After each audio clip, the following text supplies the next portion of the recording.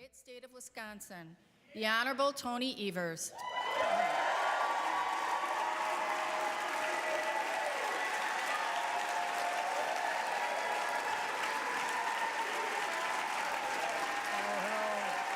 Thanks, everybody. Thank you. Thank you. Good evening, Wisconsinites. Honorable Supreme Court justices, tribal nation leaders, constitutional officers, Adjutant General May, members of the Wisconsin National Guard, and active and retired members of our armed forces, cabinet members, legislators, distinguished guests, and Wisconsinites from wherever you're joining us tonight, thank you for being here with us.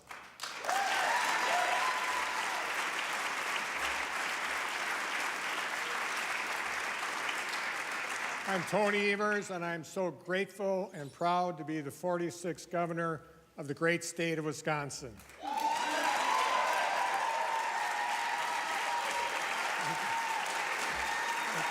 Thank you. Thank you. I see her up there, my forever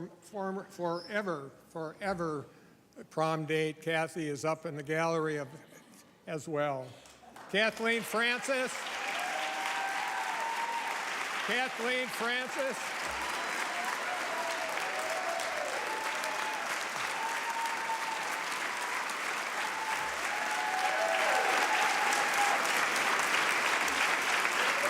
Kathleen Francis, you are the cream to fill my cream puff.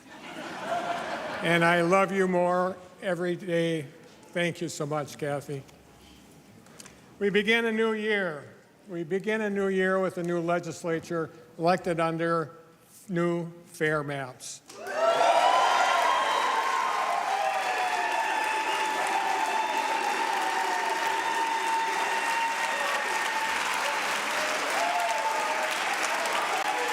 people here.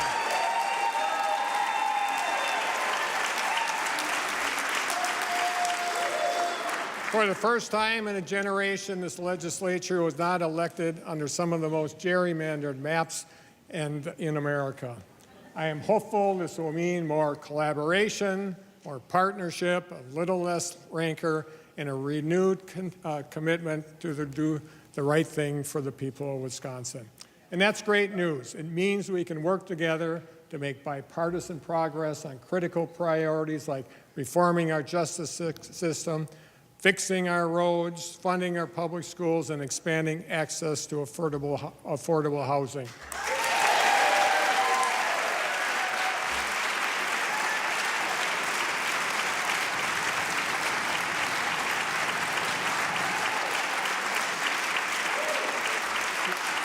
You know, it's no secret that sometimes people in this building disagree and share some differences.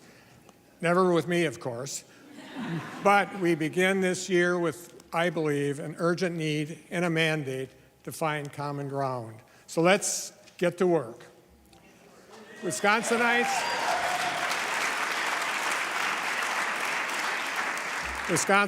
I begin tonight with good news. Thanks to our work cutting taxes, Wisconsinites are keeping more of your hard-earned income today than any point in the last 50 years. A new Wisconsin.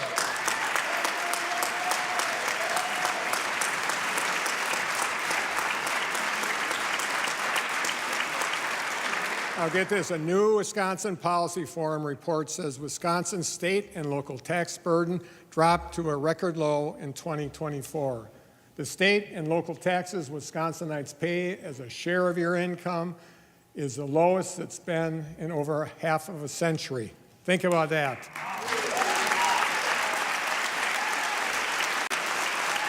Everybody.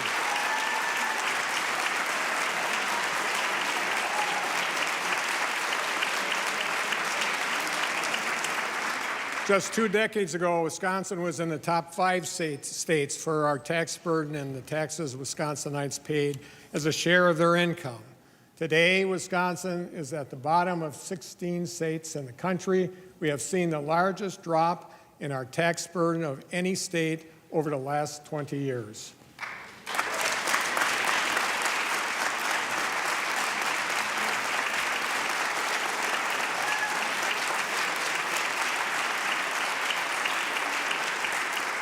Cutting taxes has been a bipartisan priority for over the last 6 years. I have proposed middle-class tax cuts in every budget I've introduced as governor, and the legislature sent me back some proposals I agreed with, including one of the largest tax cuts in state's history. All told, through the income tax cuts I've signed into law, the most of Wisconsinites have seen a 15% income tax cut or more, and the folks will see a $1.5 billion in tax relief each year, primarily targeted to the middle class.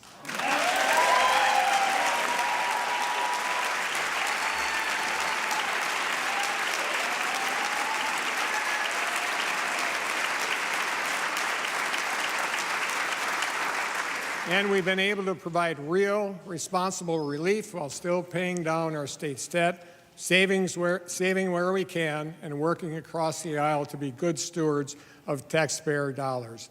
After 30 consecutive years of our state's checking account running a deficit, we have ended all 5 fiscal years that I've been governor with a positive balance.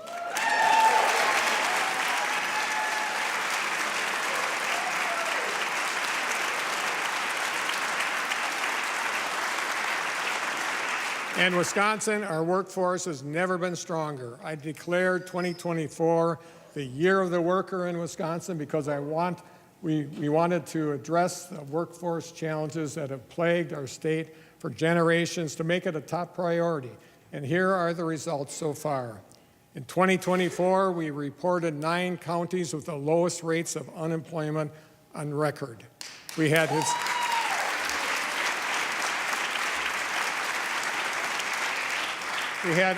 historically low unemployment, and Wisconsin ended the last year with 7 consecutive months of record high employment. Wisconsinites are hard workers by nature, and more Wisconsinites are working than ever before.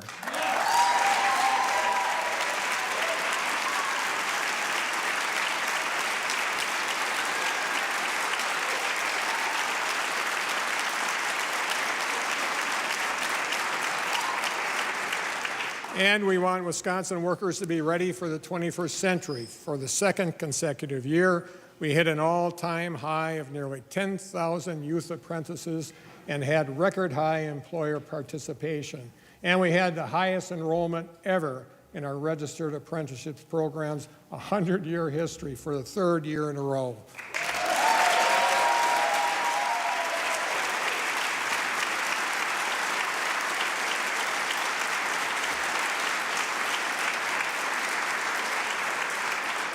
We launched the first ever teacher apprenticeship program to retain new teachers and bolster our education workforce.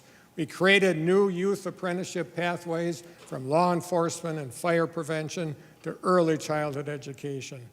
And we're partnering with over 20 bipartisan states through the U.S. Climate Alliance to train 1 million new registered apprentices nationwide with a focus on climate and clean energy fields over the next decade.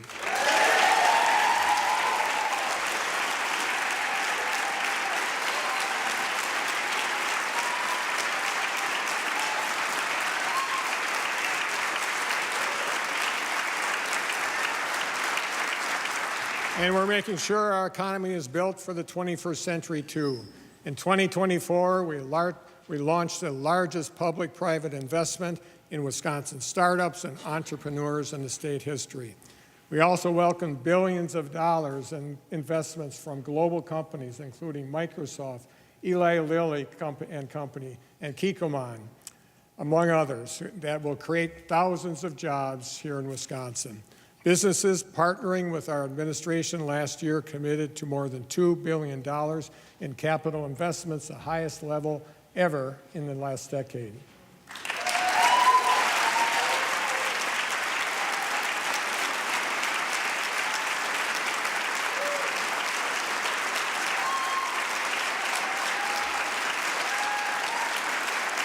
How about that? We're also working to make Wisconsin a global leader in health and medical field advances, from developing new technologies to discovering cures and strategies to improve treatment outcomes. We worked with Senator Baldwin to secure Wisconsin's designation as a U.S. regional tech hub. Our tech hub is projected to create over 100,000 jobs and $9 billion worth of economic development in Wisconsin over the next decade alone.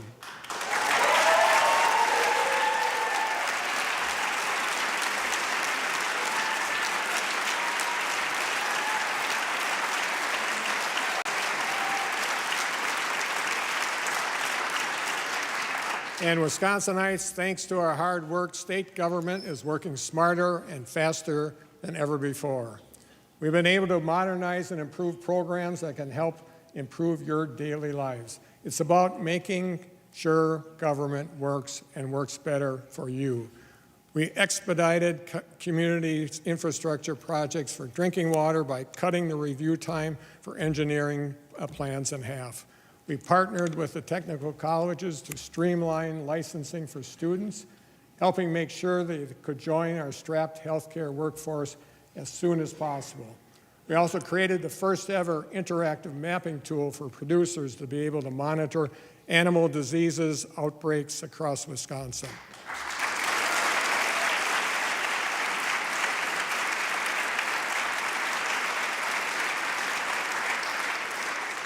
After I directed investments to bring our state's licensing system into the 21st century, folks can now apply for or renew their professional licenses online. And get this, Wisconsinites no longer will have to use a fax machine to send in some of their materials. For those of you who are wondering what the heck a fax machine is, folks, that's the point.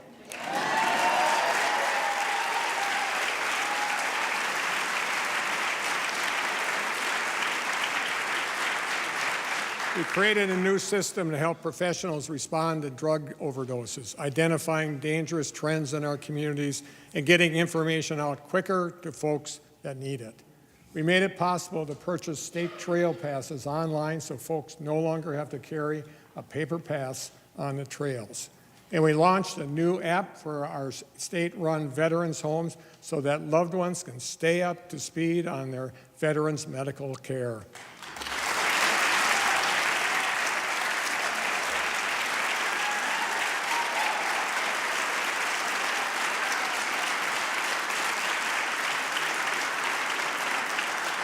And Wisconsinites were also saving your tax dollars along the way by shrinking our bottom line. We're working to consolidate building space across state government.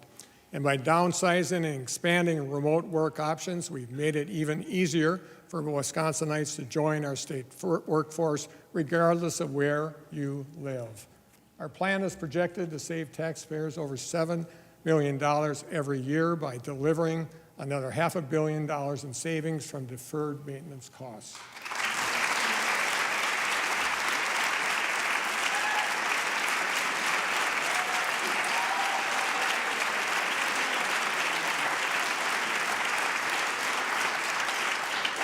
Wisconsin, we accomplished a lot this last year. We have shown that we can get a lot of good things done when politics stay out of our way. There is, as always, more work to do, and our work together continues here tonight. I will soon introduce our next state budget, laying out our state's top policy priorities for the next 2 years. Every budget I have ever built began first by doing what's best for our kids, and this one will be no different. So I will again propose historic investments in K-12 education.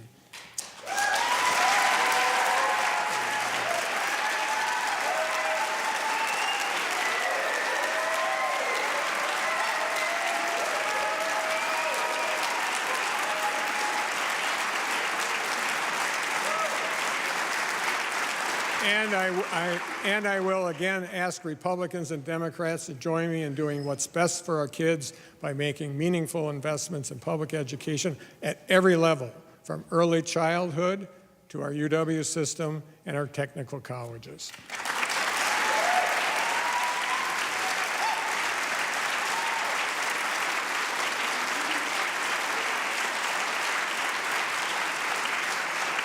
The good news is that the legislature need not wait until I introduce my budget to get to work. Republican lawmakers can start today by releasing the $50 million we approved with bipartisan support nearly 2 years ago. These funds were already approved. They are available now, and they should not still be sitting in Madison. Folks,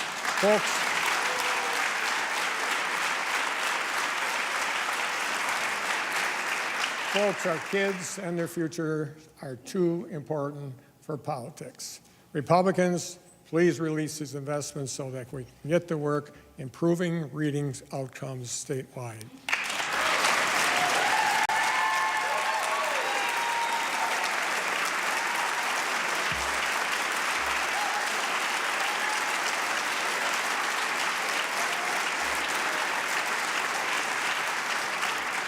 We have to do more to improve outcomes for our kids. And yes, that means making meaningful investments in our public schools. But our kids' outcomes are as much a reflection of what happens within our schools as they are, importantly, a reflection of what happens beyond them. And that's a simple matter of math. The average Wisconsin elementary student, for example, spends less than 12% of their year receiving direct instruction in the classroom. That means that they probably spend, give or take, about 80% of their time of the year outside of our schools.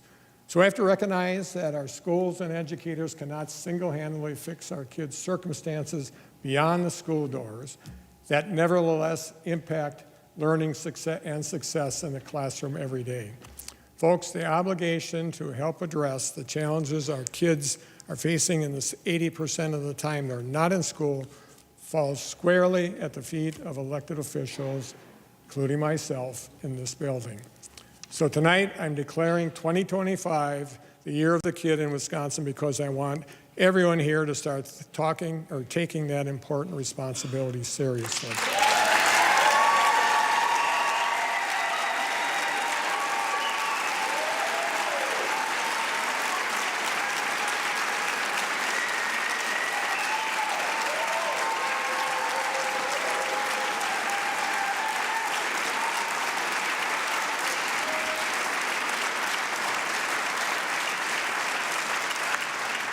I will keep saying this until the folks in this building finally hear me. If we want to improve our kids' outcomes, then we have to shorten the odds.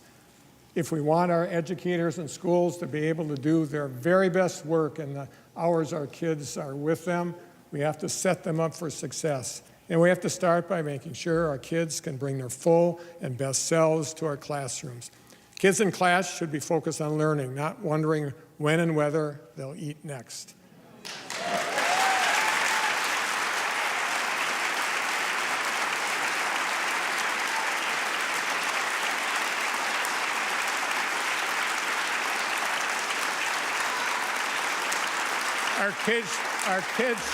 Our kids should never go hungry, period, but especially not at school. In the year of the kid, the budget I will introduce next month will again include my Healthy Meals, Healthy Kids initiative.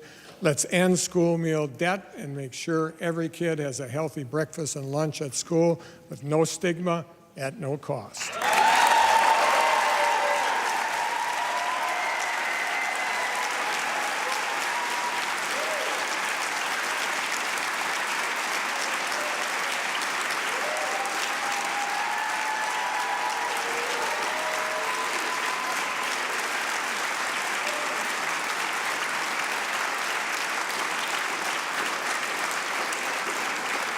And let's start treating our state's mental health crisis with the urgency it requires.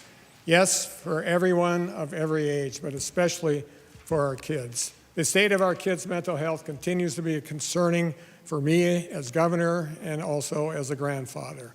A kid in crisis may be distracted or disengaged, may not be able to focus on their studies if they are able to get to school at all. I fought hard to secure $30 million in our last state budget to support school-based mental health services in schools across Wisconsin. But that was just a fraction of what I asked the legislature to approve. Tonight, I'm announcing my budget proposal will invest nearly $300 million to provide comprehensive mental health services in schools statewide, including support for peer-to-peer suicide prevention programs and expanded mental health training.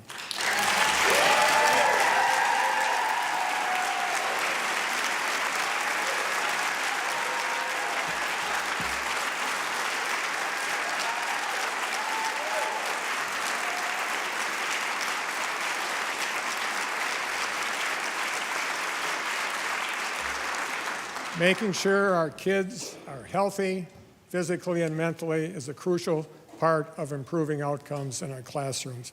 But we have to connect the dots between school achievement and the challenges our kids are facing at home and in our communities. Take lack of access to clean and safe drinking water as an example. There is no safe level of lead exposure for kids, none. According to the CDC, even the smallest exposure can have serious long-term consequences and can even, quote, reduce a child's learning capacity, ability to pay attention, and academic achievement, end quote. A 2019 study of kids over several early grade levels found that even low-level lead exposure during early childhood can affect kids' achievement, including reading and math scores. It also showed that even additional schooling and physically maturing, quote, are not sufficient to offset the damage caused by early childhood exposure, end quote. My Healthy Meals, Healthy Kids plan will also help modernize bubblers, we call them bubblers in Wisconsin, at schools across Wisconsin to remove harmful contaminants. And as we kick off the Year of the Kid, I'm also announcing we're going to invest over $6 million in our biannual budget to support lead poisoning intervention and response. And I'm announcing this week that I'll approve a Department of Health Services emergency rule strengthening Wisconsin's lead standards so more kids and more families will be eligible for these critical resources.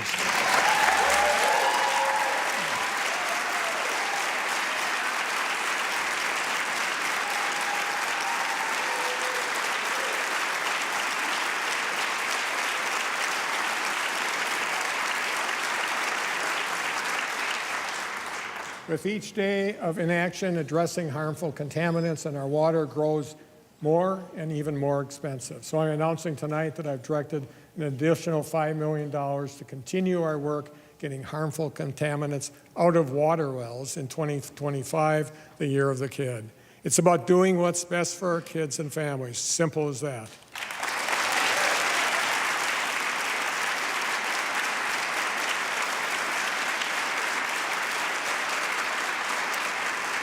If we want our kids to bring their best and full selves to our classrooms, elected officials have to start acknowledging how policy decisions and investments, or the lack thereof, here in this building affect kids, families, schools, and communities across Wisconsin every day. Whether or not kids and families have access to safe, reliable housing affects kids at school. Whether or not kids and families have a way to safely and efficiently travel to and from home and work affects kids at school. Living in a traumatic or unsafe home environment affects kids at school.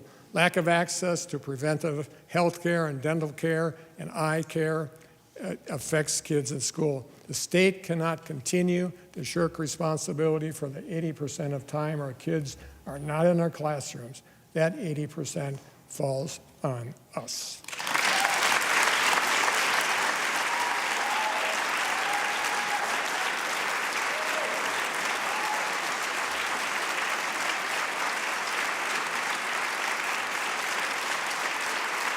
So, folks, that means we have work to do. We can start with the basics. Making sure our kids are safe at home, at school, in our communities is an area where we have much room for improvement.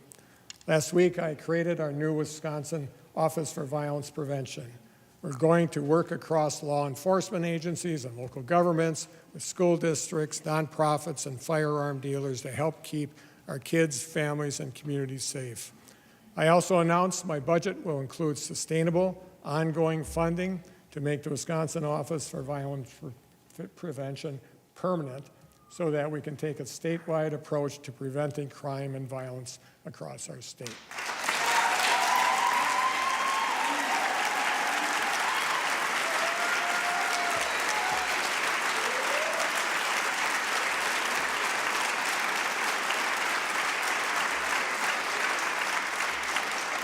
I will again be proposing significant investments in our next state budget to expand access to mental and behavioral health services across our state.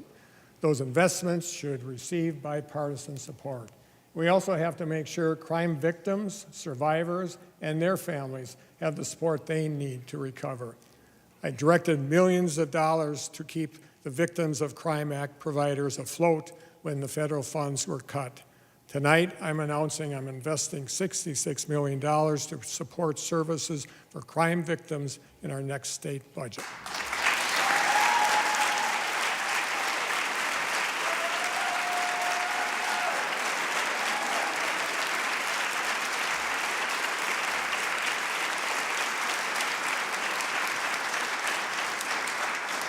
But these actions alone cannot be our only effort to reduce crime and violence and keep our kids, families, and communities safe.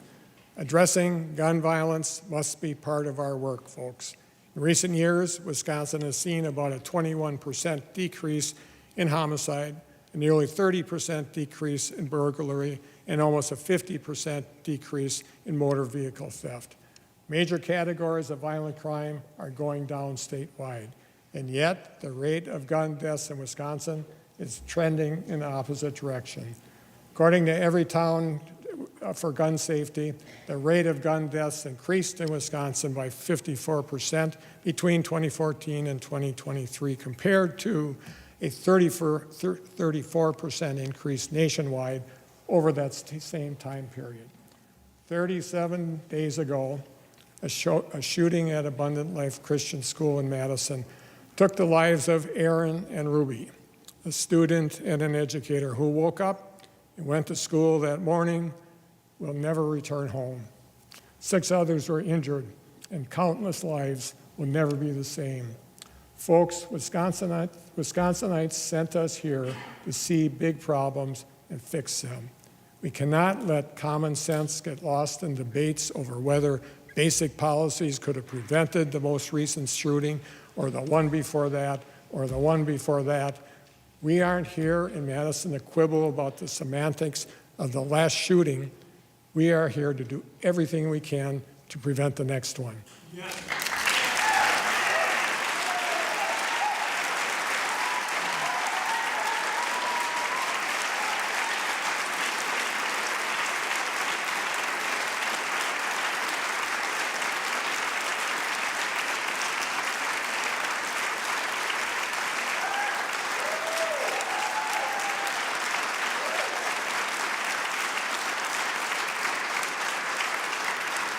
So we can do better than doing nothing. This legislature must do better than doing nothing. Folks, this is Wisconsin. I get it. We hunt, we fish, we trap, and generations have grown up learning to appreciate our traditions. No one wants to change this proud part of our heritage, and we won't. But we do not have to choose between respecting the Second Amendment or keeping kids, schools, and streets and communities safe. We can do both. And the truth is this: the vast majority of Wisconsinites, including gun owners, agree. So let's start with 2 basic policies we already know Wisconsinites support.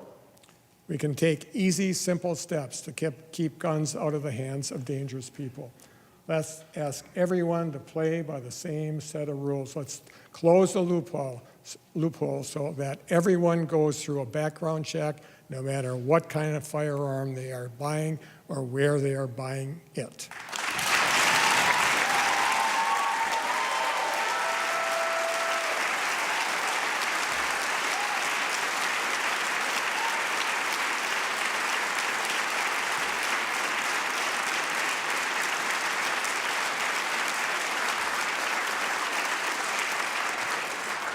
And the second thing we can do is pass a red flag law to give law enforcement and loved ones the tools they need to get guns out of the home when someone is a dangerous risk to themselves or others.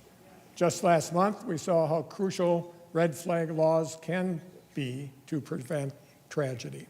Shortly after the shooting at Abundant Life, law enforcement discovered the shooter had potentially plotted with a man in another state who was allegedly planning his own mass shooting. Because he lives in a state with a red flag law, law enforcement was able to get an emergency protective order requiring him to surrender his firearms before he could move forward with his plan. Their quick work almost certainly saved lives. Without red flag laws, law enforcement in Wisconsin are often unable to intervene unless a crime has already been committed. At that point, sometimes it's too late. We have to change that. So let's do what an overwhelmingly majority of Wisconsinites, including our gun owners, believe we should. Let's give law enforcement and loved ones the tools they need by passing a red flag law here in Wisconsin.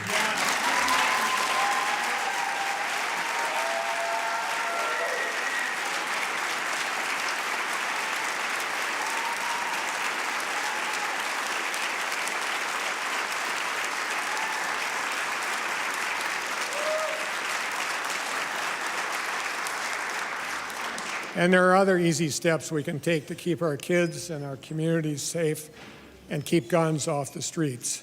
We can keep guns out of the hands of domestic abusers. We can help make sure that guns in homes where there are kids or someone prohibited from possessing a firearm are locked away or have a trigger lock engaged. We can help make sure that firearms at retailers are secured when their business is unattended. We can help make sure that if a firearm is lost or stolen, law enforcement is immediately notified. We should be able to get this common self stuff done with bipartisan support, folks.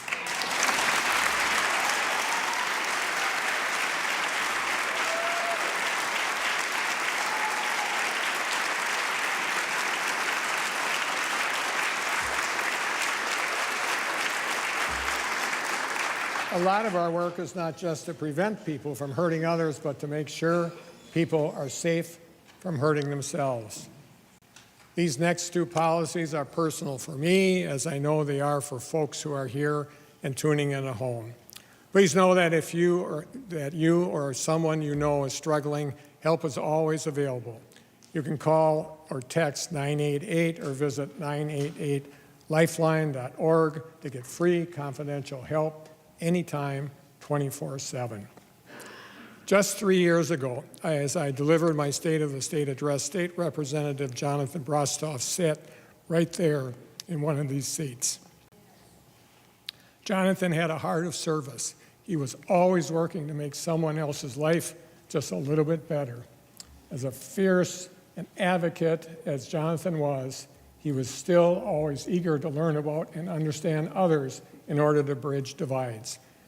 At the end of last year, Jonathan died by suicide. We are so deeply saddened that he is no longer with us. Jonathan's wife, Diana, and his parents, Phyllis and Alan, are here with us in the gallery tonight. Please stand and join me in recognizing them.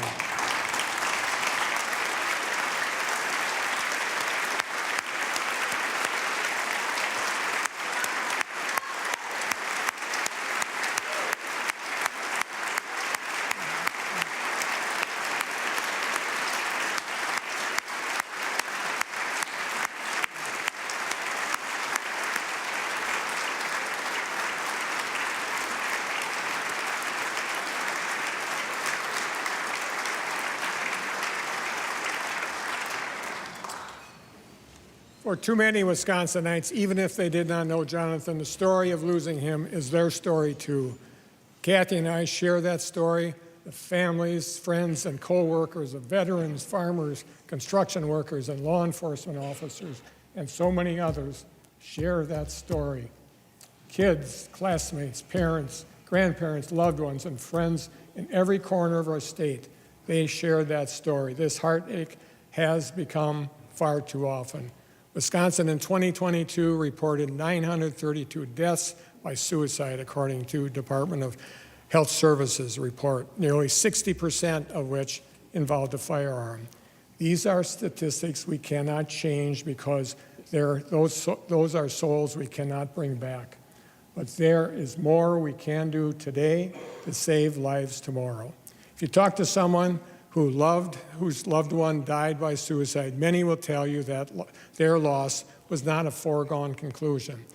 that maybe, just maybe, if the person they loved had just made it through one more dark night to see with certainty that the sun would rise again, things could have ended up differently.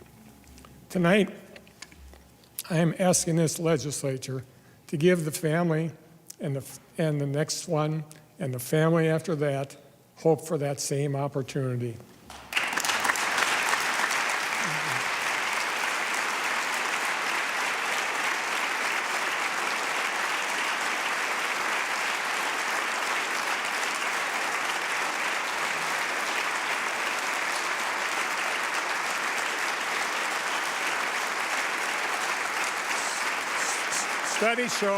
Studies show that the time between when someone decides to take their life and attempts to do so is often left less than 24 hours, and for about half, less than 10 minutes. The window for intervention is really short. Being able to purchase and possess a gun in minutes significantly increases the risk of firearm suicide and firearm homicide as well. A decade ago today, Wisconsin had a waiting period law requiring time between when a person purchased a firearm and took possession of it. That policy was repealed. It's time for Wisconsin to return that common sense policy. Tonight I'm announcing I will be asking the legislature to restore the 48-hour waiting period in Wisconsin in our next state budget.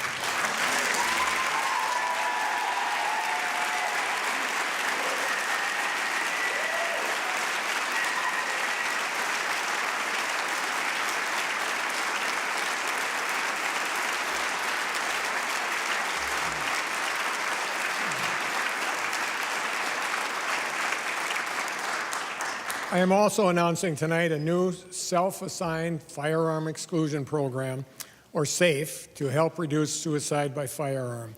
We can help make sure folks have a plan to keep themselves safe when they are in a crisis. Our SAFE program will allow Wisconsinites to temporarily and voluntarily register to prevent themselves from purchasing a firearm. Registering SAFE could make a real difference and even save someone's life. Let's get this done.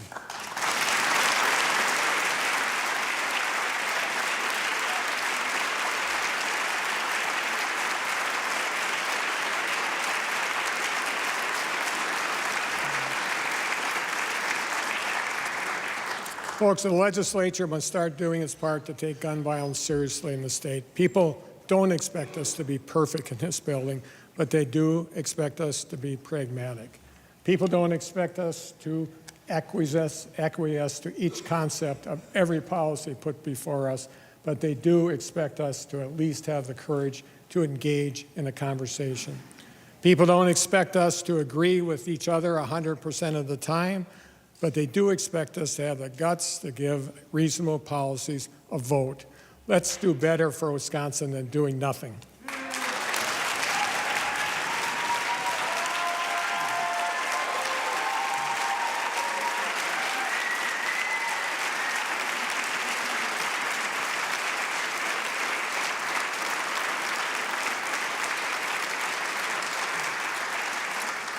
Kathy and I raised 3 kids, including twins.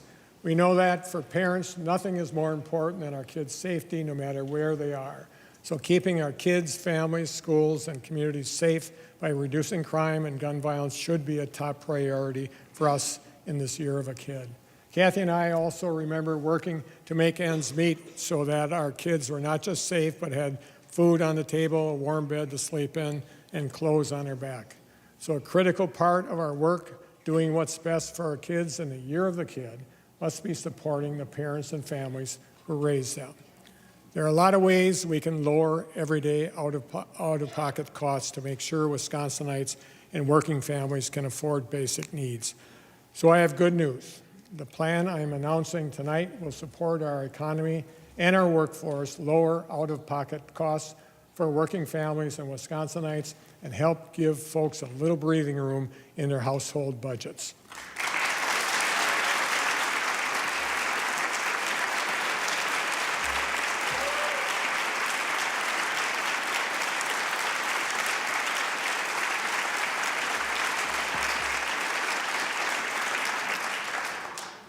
No surprise, childcare is too darn expensive. We have to make childcare more affordable and accessible. This is as much about doing what's best for our kids as it's doing what's best for parents in our workforce and in our economy too. After years of proposing similar efforts, I was proud last year to sign a bipartisan bill to expand our child and dependent care credit. That bill goes into effect this year, so parents and families be sure to look out for that when you file your taxes. Over 110,000 Wisconsin taxpayers will see an average benefit of over $650 per filer, totaling nearly $73 million this year alone. That's great news for Wisconsin's working families.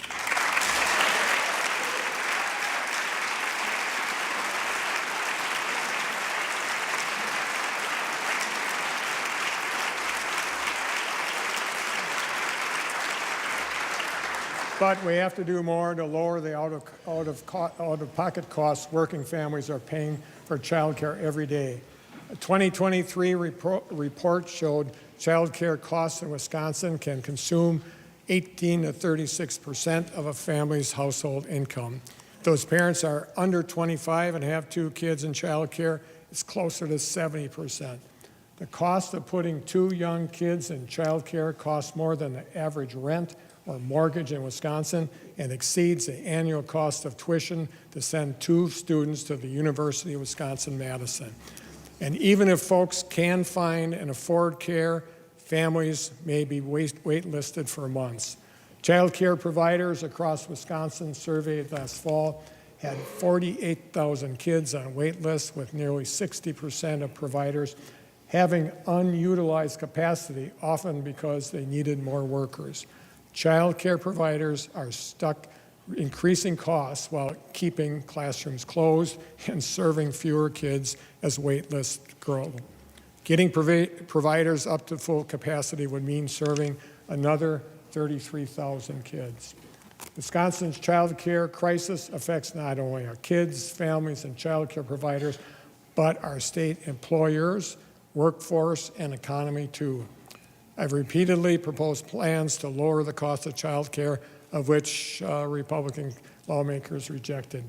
So I directed $170 million in emergency funding to keep our child care industry afloat. But folks, that was 15 months ago.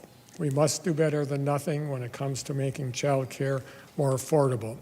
Our state budget will, once again, include sustainable, ongoing funding to make sure our child care counts program permanent, including investing over $500 million aimed at lowering child care costs, supporting this critical industry, investing in employer-sponsored child care.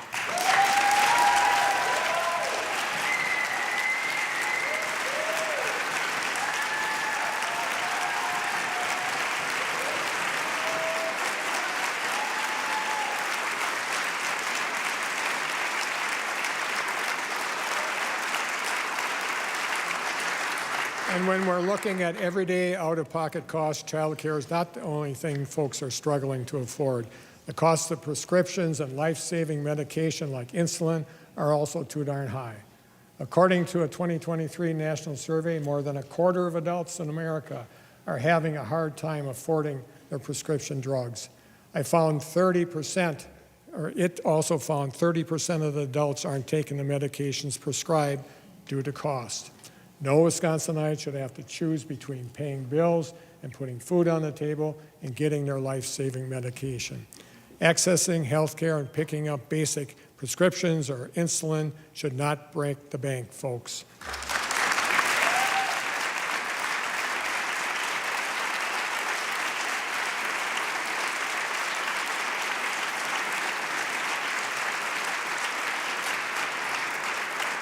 So let's work to lower the cost of prescriptions and protect consumers from price gouging on life-saving medication. Through my Less for RX plan, I will again ask Republicans and Democrats to work together to approve new state programs aimed at setting price ceilings for prescriptions and improving oversight of drug companies to make sure Wisconsinites are getting a fair shake. Let's remove the sales tax on over-the-counter medications and cap the copay on insulin at $35 while we're at it.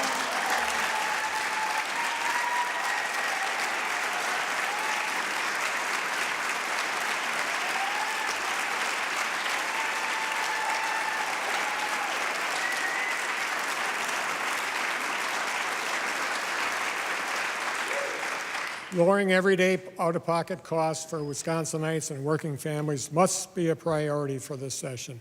Making child care and everyday prescriptions more affordable are two easy ways we can help Wisconsinites afford basic needs, help paychecks go a little further, and give parents, families, and seniors some breathing room in their household budgets. And my plan allows us to lower costs while supporting our workforce and our economy too. In the coming weeks, I will announce my comprehensive plan to lower costs for Wisconsinites and working families. And this work is especially timely. We've already seen steps taken in Washington in recent days that could significantly increase costs, hurt Wisconsinites and working families, and leave a lot of uncertainty for our economy here in Wisconsin. A lot has happened in Washington in the last 72 hours, and I know there's a lot of angst about what may happen in these days, months, and years ahead.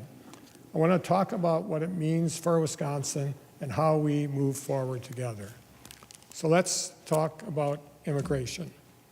These lands were inhabited by indigenous peoples for millennia before people from France, Great Britain, Norway, Holland, Sweden,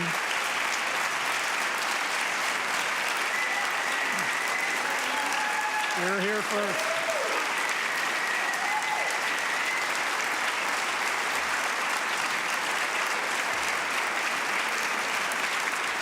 They were here before people from France, Great Britain, Norway, Holland, like my wife's father, Sweden, Germany, and regions the world over. They came and settled here in a state as we now know and love it. Wisconsin began as a land of many people, of many origins, each important, and none any better than any other. And that is still who we are 177 years later. The state of Wisconsin was born of immigrants, but today there are those who would have us forget that fact. There are those who would have us rewrite the story of ourselves, and they would ask us to believe in a distorted and dishonest history. They would have us abandon the values that made us who we are as the people whose blood, love, and labor make our state great. We cannot, and we will not. Wisconsinites are honest people. We tell the truth. So in this building, let's do the same, and let's move past partisan rhetoric. Let's agree to be honest about the fact that in this state, some of our state's largest and most important industries have always welcomed the hard work of immigrants. Let's agree to be honest.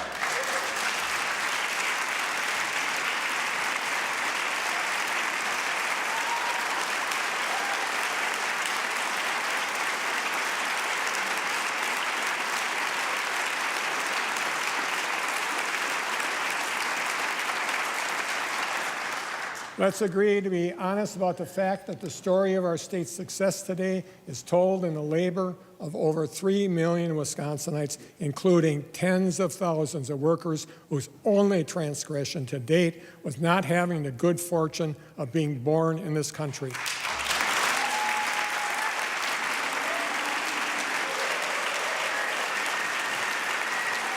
Let's agree that we can continue. Let's agree that we can continue to be a state that enforces our laws when and if they are broken, but still embraces our shared history and all those who have helped write our Wisconsin story, from our native nations to the generations of immigrants who came after. And let's agree that if you work, obey the law, pay taxes, and contribute to our communities, and play by the rules just like everyone else, you should have a fair shot at continuing to pursue the American dream.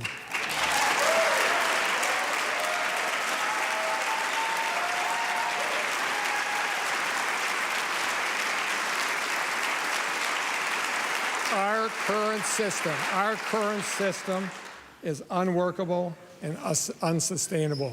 There must be bipartisan work towards a solution that builds upon the strength of our country without threatening our economy's success. Wisconsin, we cannot allow reckless decisions in Washington to stymie our Wisconsin economic momentum. We cannot stall our progress towards fixing the problems that have plagued our state for generations. We cannot afford to lose the prosperity for posterity that we've worked hard to build together. I have always been willing to work with anyone who is willing to do the right thing for the people of Wisconsin, and that has not changed. But I will not compromise on our Wisconsin values, treating people with kindness, dignity, empathy, and respect. And I will continue to deliver on my promise to fight for the values and priorities that I have every day as your governor.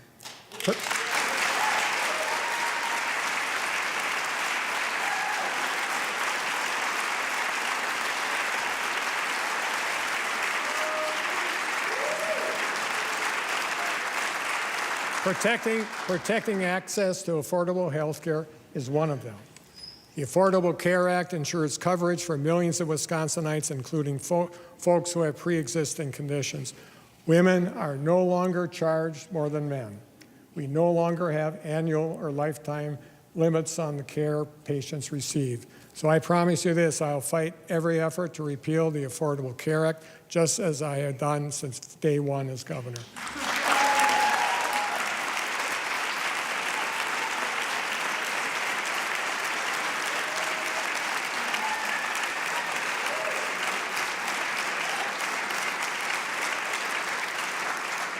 I fought like hell to make sure Wisconsin women have the freedom to make their own reproductive health care decisions without interference from politics.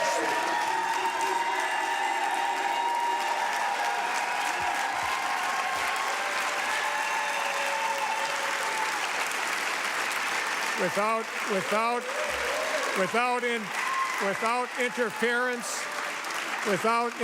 interference from politicians in this building who know nothing about their life, their faith, or their circumstances, and I fought like hell to restore access to safe, legal abortion in Wisconsin. And on the 52nd anniversary of Roe v. Wade, I'll tell you tonight that I'll fight like hell against every effort and veto any bill that makes access to abortion, birth control, infertility treatments, and any other part of reproductive health care any less accessible than it is today. And that's a promise.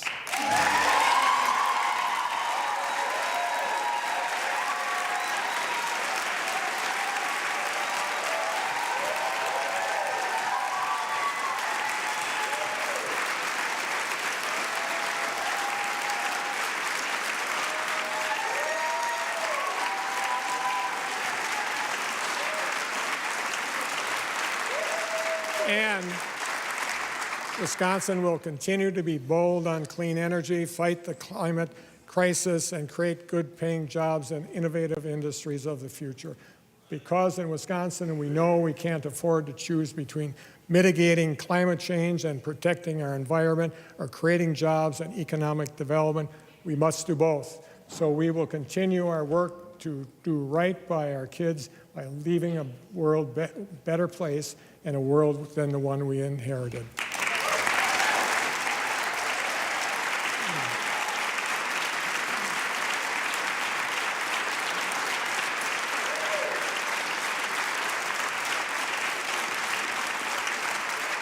And to our LGBTQ kids and Wisconsinites, you know the promise I made to you, the promise I have always been proud to keep.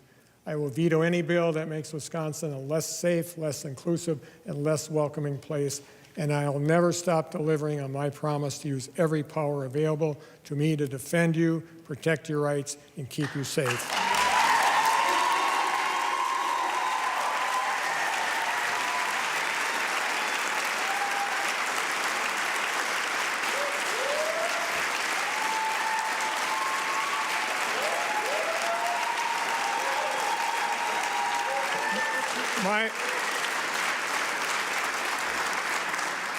My promise to the people of Wisconsin has always been to be a governor who works for all Wisconsinites, who does the right thing when it matters most.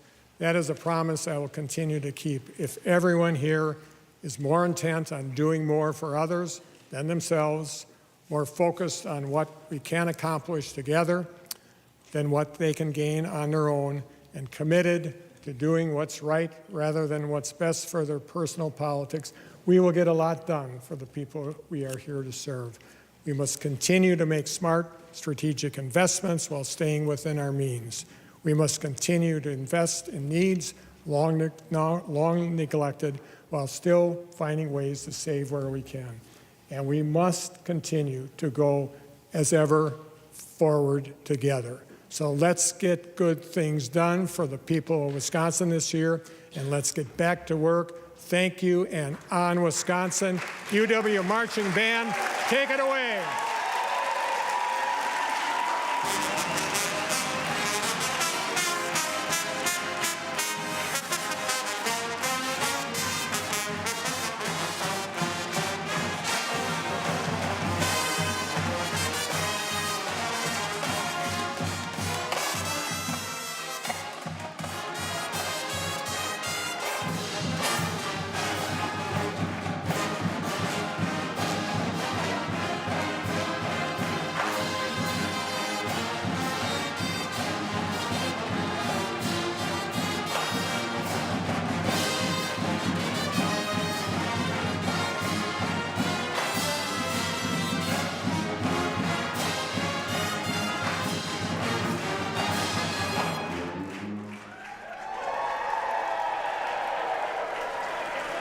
And so the University of Wisconsin Marching Band